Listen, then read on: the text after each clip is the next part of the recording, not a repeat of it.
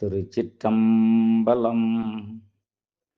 தென்னாடுடைய சிவனே போற்றி, எந்நாட்டவர்க்கும் இறைவா போற்றி போற்றி. தாயாரனுடைய மகத்துவம் என்று சொல்லக்கூடிய வரிசையில், அப்படி தாயினுடைய வயிற்றில் ஒவ்வொரு மாதமும் ஒவ்வொரு விதமாக குழந்தை உருவம் பெற்று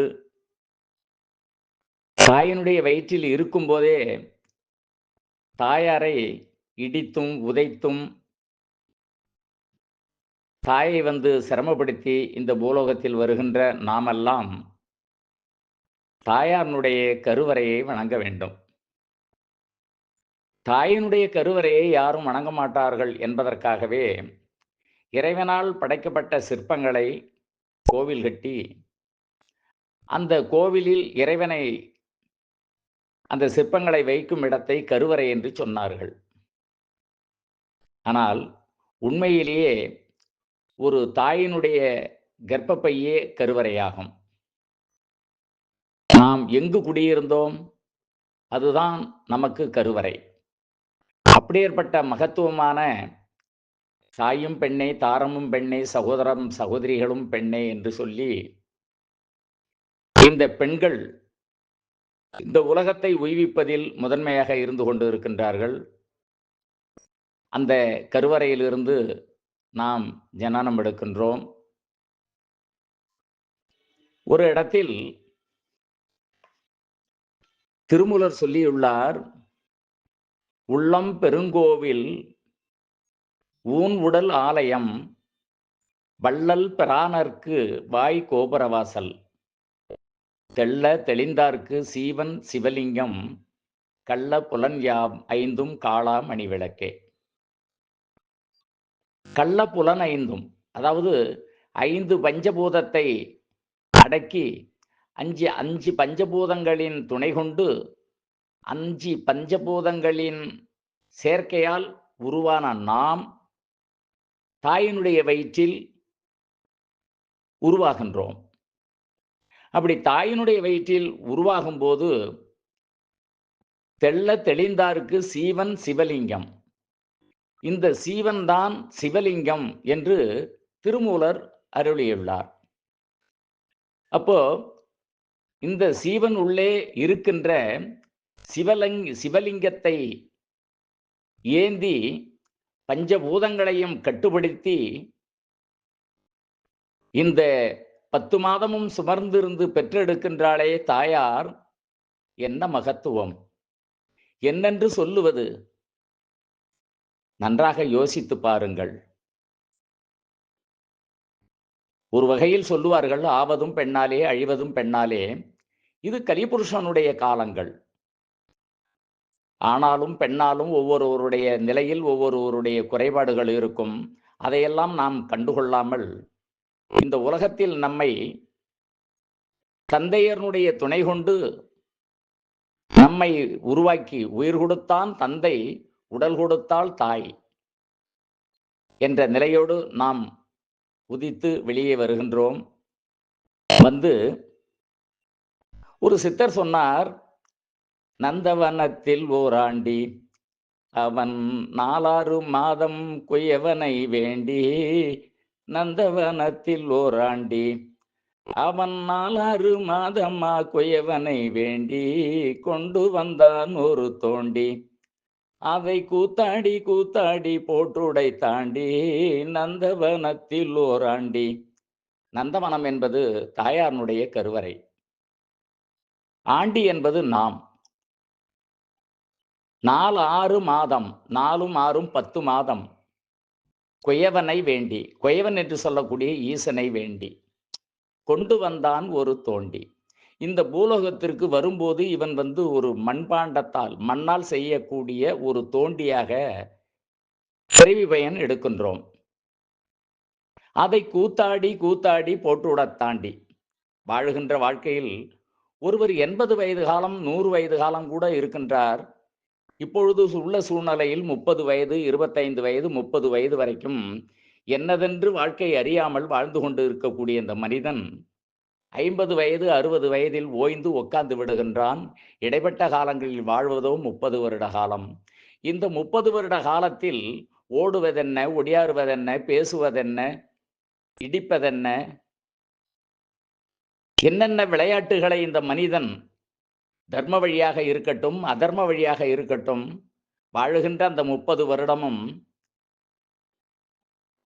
தன்னை ஆட்படுத்தி வலிவுபடுத்தி வாழ்ந்து கொண்டு கடைசியில் ஒரு குடத்தை, ஒரு தோண்டியை தூக்கி எறிந்தால் கீழே விழும்போது பல வாராக சிதறி போவது போல் இந்த உடல் கெட்டு போகிறது. அப்படி கெட்டு போகக்கூடிய இந்த உடலை கூட நம் உற்றாரும் உறவினர்களும் பெற்றோர்களும் இல்லை தன்னுடைய பிள்ளைகளும் பேர மக்கள்களும் எங்கு போய் போடுகின்றன? ஒரு சித்தர் சொன்னார், மண்கலம் உடைந்த போது வைத்து வைத்து அடுக்குவர். மண்கலம், மண்ணால் செய்யப்பட்ட ஒரு பொருள் உடைந்து விட்டால் இது ஏதுக்காவது உதவும், இதை எடுத்து வைத்து வைத்து அடுக்குவர். வெண்கலம் கவிந்த போது வேண்டுமென்று பேணுவார். ஈயம் பித்தாள இப்படி ஏற்பட்ட ஒரு பொருள் நசுங்கி கெட்டுவிட்டால் இது பண்டக மாற்றம் செய்து கொள்ளலாம் என்று எடுத்து வைத்து காப்பாற்றுவார். மண்கலம் கவிந்த போது வைத்து வைத்து அடுக்குவார். வெண்கலம் கவிழ்ந்த போது வேண்டுமென்று பேணுவார். நன்கலம் கவிந்த போது நாருமென்று போடுவர். இந்த உடலாகிய இந்த உடல் கெட்டுவிட்டால் சரி சரி எடு, இன்னும் கொஞ்ச நேரம் இருந்தா வாடை வீச ஆரம்பிக்கும் போல் இருக்கு, அப்படி என்று எங்கேயோ கொண்டுகிட்டு போய் தனி காட்டிலே, அரவம் இல்லாத இடத்திலே, வாடைகள் வாராத இடத்திலே, தனியாக ஆற்றங்கரை ஓரமாக இல்ல ஏதோ ஒரு காட்டுப்பகுதியில் ஒரு இடத்தை அமைத்து அங்கே தீயிட்டோ குழி தோண்டியோ போட்டு புதைத்து விடுகின்றார்கள். இதை என்னவென்று சொல்லுவது சிவமே என்று ஒரு சித்தர் பாடியுள்ளார். அப்படியேற்பட்ட இந்த உடல், பூத உடல் இருக்கும் வரை நாம் தர்மம், நீதி, நேர்மை, இறைபக்தி, தர்ம சிந்தனை, தர்மகுணம், தனக்கு மிஞ்சினது போக என்று சொல்லக்கூடாது. தன்னால் முடிந்தவரை தர்மங்களை செய்தல், அன்னதானம் செய்தல், இதுகளை செய்யும்போது நாம் மனிதராக வாழலாம். ஈவு இரக்கம் இல்லாமலும் அகடவகட துன்பங்கள் செய்து அட்டுழியங்கள் செய்தால் கோபம் கொள்ளாதிரு மனமே, ஒரு நாள் கோபித்து கொண்டோடி போவான், அப்படி என்றும் ஒரு சித்தர் சொல்லி இருக்கின்றார். பலவிதமான பாடல்கள் படிக்கும் போது அந்த சமயத்தில் சில வரிகள் வருவதில்லை. கோபம் கொள்ளாதிரு மனமே, இப்படியெல்லாம் சித்தர்கள் சொல்லிய பாடலை படிக்கும்போது நம் பிறந்த பிறவி பயனை நாம் அறிந்து அதன் போல் நடப்பதே நமக்கு நல்லது என்பதை நாம் பாராட்ட வேண்டும். இருக்கும் வரை தாய் தந்தையர்களை பேணி காப்பாற்ற வேண்டும். பெற்றவர்கள் சொல்லுவார்கள், பெற்றோர் அதிலும் தாயார் சொல்லுவார், 10 மாதம் சுமைந்திருந்து பெற்றேனே, என்னை பார்க்கவில்லை அப்பா, பார்க்க மாட்டாங்கிறியப்பா, அப்படி என்று சொல்லுவார்கள். இது தாயாராக இருக்கக்கூடிய பெண்மணிகள் கேட்டால் இந்த பதிவை என்னை மன்னித்தருள வேண்டும். 10 மாதம் இல்லை ஒரு மனிதன், 9 மாதமே ஒரு மனிதன் தாயாருடைய கர்ப்பத்தில் இருக்கின்றான். ஆணாக இருந்தாலும் பெண்ணாக இருந்தாலும் 272 நாள் 10 மணி நேரம். நாம் வாழ்கின்ற உலகம் என்பது நில உலகம். சூரிய சித்தாந்தத்தின்படி 365 நாள் 15 நாழிகை 30 வினாடி 15 தற்பறை, இது 1 வருட காலம். ஆனால் இந்த நில உலகத்தில் இந்த நில உலகினுடைய வயது என்ன? ஒரு மாதம் என்பது 27 நாட்கள் 8 மணி நேரம். இப்போ கூட நிலவுக்கு இந்திய ராக்கெட்டு போச்சு, அங்கே 27 நாள் பகல் என்றும் 27 நாள் இரவு என்றும் எல்லோருக்கும் தெரிந்த விடயமே. இதுதான் உண்மை. அப்போ அந்த 27 நாள் 8 மணி நேரம் என்பதுதான் நமக்கு ஒரு வயது. இதுதான் தாயினுடைய வயது. அப்போ 93, 27 270 நாள். ஆமா. பைத்து 2 20, பைத்து 7 70 270 நாள். 10 மாதம் சுமந்திருந்து பெற்றேன் என்று தாயார் சொல்லுவது உண்மைதான். 10 மாதம் நிலவுலகின் வயதின்படி 10 மாதம். ஒரு மாதத்தின் வயது என்பது 27 நாட்கள் 8 மணி நேரம். அப்ப 27 நாட்கள் 270 நாள். பைத்தெட்டு 80 மணி நேரம். 24 24 2 6 12 72 273 நாள். 73 அதுல ஒரு 7 மணி நேரம். இதுதான் ஒரு மனிதனுடைய வயது காலம். ஒரு வயது என்பது. அந்த வயதின்படி பார்க்கும்போது 10 மாதம் ஒரு தாய், ஒரு பெண்ணானவர் நம்மை சுமந்து பெற்றெடுக்கின்றார். சூரிய சித்தாந்தத்தின்படி ஒரு வருடத்தை நாம் கணக்கிட்டு கொண்டு இருக்கின்றோம். இப்படியாக நம்மளை பெற்று வளர்த்து ஆளாக்கி சீர்தூக்கி மார்மீதும் தோள் மீதும் தூக்கி பெற்றெடுத்த தாயை என்னவென்று சொல்லுவது? அப்படியாக நாம் வளர்ந்து ஒரு சிலர் இன்று பெற்றோர்களை கவனியாமல் எங்கேயாவது ஆசிரமத்தில் கொண்டு விட்டு விடுகின்றார்கள். தாய் தந்தையர்களே ஒருவருக்கு முதல் தெய்வம். தாய் தந்தையர்களை வணங்கிய பின் தான் நம்மை படைக்கப்பட்ட அந்த ஆதிசிவ சங்கரனை நாம் வழிபட வேண்டும். அப்படி என்று நான் உத்தரவிடவில்லை. என்னுடைய கருத்து. நான் பலகாலமாக முதலில் என் தாய் தந்தையரை வணங்கித்தான் மறுபடி ஈசனை நான் வணங்குகின்றேன் அனுதினமும். இது என்னுடைய கொள்கை. பெற்றோர்கள் இல்லாமல் நாம் எங்கிருந்து வந்தோம்? உயிர் கொடுத்தாரே தந்தை, உடல் கொடுத்தாலே தாய். அவர்களை விட தெய்வம் உண்டா இந்த உலகத்தில்? தந்தை எப்படி ஏற்பட்டவர்? உயிர் கொடுத்த தந்தை அந்த 10 மாதம் சுமந்திருந்து பெற்றுவிட்ட தாய், அதன் பிறகு தன் இரத்தத்தை பாலாக்கி கொடுக்கின்றாள். அந்த தாயை வளர்க்கின்றாள். அந்த பால் உருவாகுவதற்கு, அந்த பால் தாய்க்கு பால் சுரப்பதற்கு தந்தை சம்பாதித்து போட்டால்தான் தாய் பால் கொடுக்க முடியும். இந்த ஒரு குழந்தை என்று பிறக்கின்றதோ அன்றே ஒரு ஆண்மகனுக்கு வேலை அதிகபட்சமான ஒரு கவலையில் மூழ்கின்றான். குழந்தை பிறந்து விட்டது, இந்த குழந்தைக்கு பால் ஊட்ட வேண்டும், சீரட்ட வேண்டும், அப்படி என்று அன்று முதல் அயராது உழைக்க ஆரம்பிக்கின்றான்.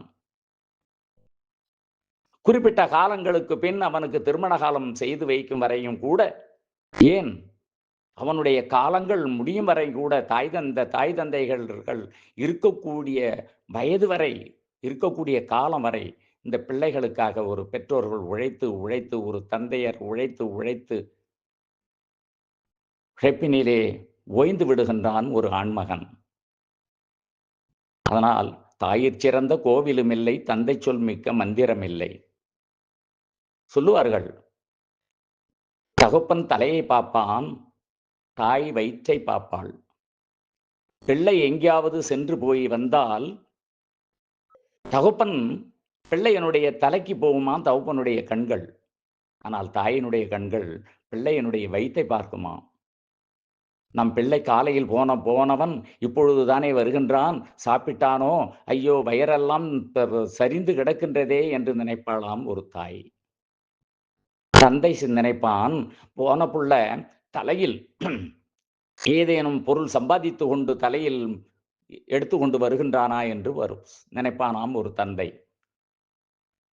நாம் இருக்கும்போதே சிகிச்சையை பழகிக் கொள்ள வேண்டும், பிள்ளை சம்பாதிக்க வேண்டும், அப்படி என்று நினைப்பவன் தந்தை. ஒரு சிலர் சொல்லுவார்கள், தாய்தான் பாசம் உள்ளவள், தாய் பாசத்தை வெளியே கொட்டுவாள், தந்தை கொட்ட மாட்டான். அனைத்து விதமான துன்பங்களையும், பிள்ளைகளுடைய எதிர்பார்ப்பையும், மனைவியினுடைய எதிர்பார்ப்பையும் பார்த்து பார்த்து பார்த்து உழைத்து உழைத்து ஓடாக தேய்ந்து தன்னுடைய உழைப்பை எல்லாம் கொட்டி மனைவிக்கும் மக்களுக்கும் வளர்ப்பவன் தந்தை. அதனால் தந்தைக்கு நிகரானவர் தாயும் அல்ல, தாய்க்கு நிகரானவர் தந்தையும் இல்லை. 2 பேரும் ஒன்றே, இரு கண்கள். வலது கண்கள் சூரியன், இடது கண்கள் சந்திரன் சொல்லி இருக்கின்றாரே. வலது கண் சூரியன், வலது பக்கமாக தந்தை இருக்கின்றார், இடது பக்கமாக தாயார் இருக்கின்றார். தாய் தந்தை இருவரும் ஒருவரே என்று சொல்லி பெற்றோர்களை பேணி காத்து, பெற்றோர்களுக்கு நல்ல விதமான உபாசனைகள் செய்து எல்லோரும் நலமாக இருக்க வேண்டும் என்று சொல்லி இந்த பதிவை நாளை மீண்டும் தொடரும் முன் இன்று பதிவை முடித்துக் கொள்ளுகின்றேன். சிவைய நம. திருச்சிற்றம்பலம்.